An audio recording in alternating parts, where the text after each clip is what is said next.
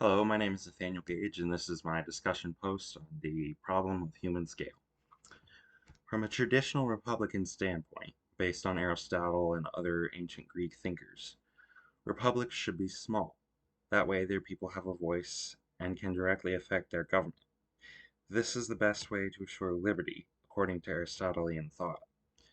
However, recent history has brought this line of thought into question. For example, the United States of America is, land-wise at least, the largest democratic republic in history. Arguments about whether the US is really a republic aside, from the traditional Republican viewpoint, the US is impossible.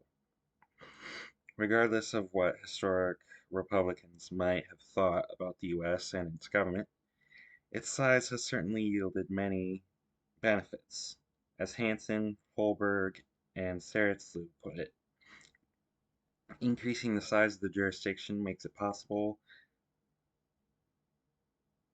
to run the political system with fewer economic costs. However, there may be a price to pay in terms of reduced welfare gains and less democracy.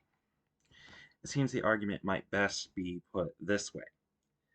Larger political units provide increases in economic benefits by forming a larger and more active market. However, the trade-off is that while more people prosper, more people also suffer and have a harder time getting help.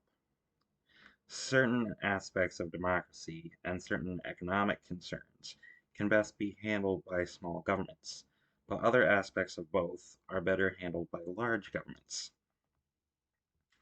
Once again, it seems appropriate to quote Hansen, Holberg, and Seretslu, although from a separate article than before. Democratic concerns like participation, trust, responsiveness, and accountability may be served best in small jurisdictions. However, equally important democratic concerns like diversity in beliefs and values, media coverage, and active community groups may be served best in large jurisdictions. One clear advantage for small government seems to come in the form of representativeness. In smaller jurisdictions, information about representatives is easy to acquire, thus making representatives more accountable to their community. John Jaring put it this way: in a small community, citizens are likely to know a good deal about potential leaders and leaders currently occupying public office.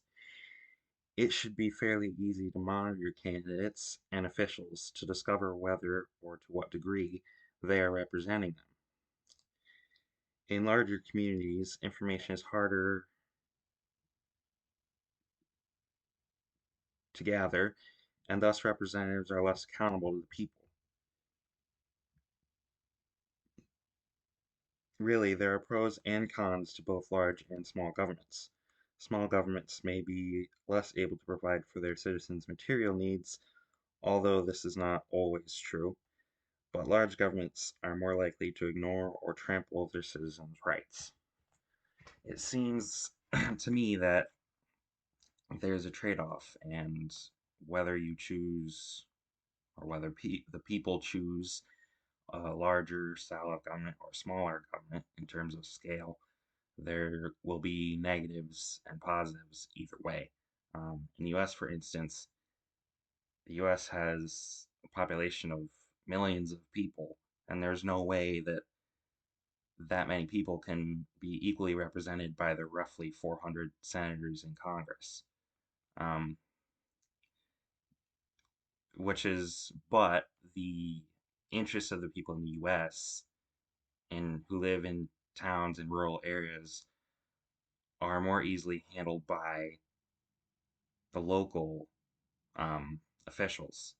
The U.S. is split up, obviously, as everyone knows. The U.S. has 50 states. Each state has its own jurisdictions. The federal government handles the larger problems. The states handle their problems in their states, and they hand down directives to local community governments.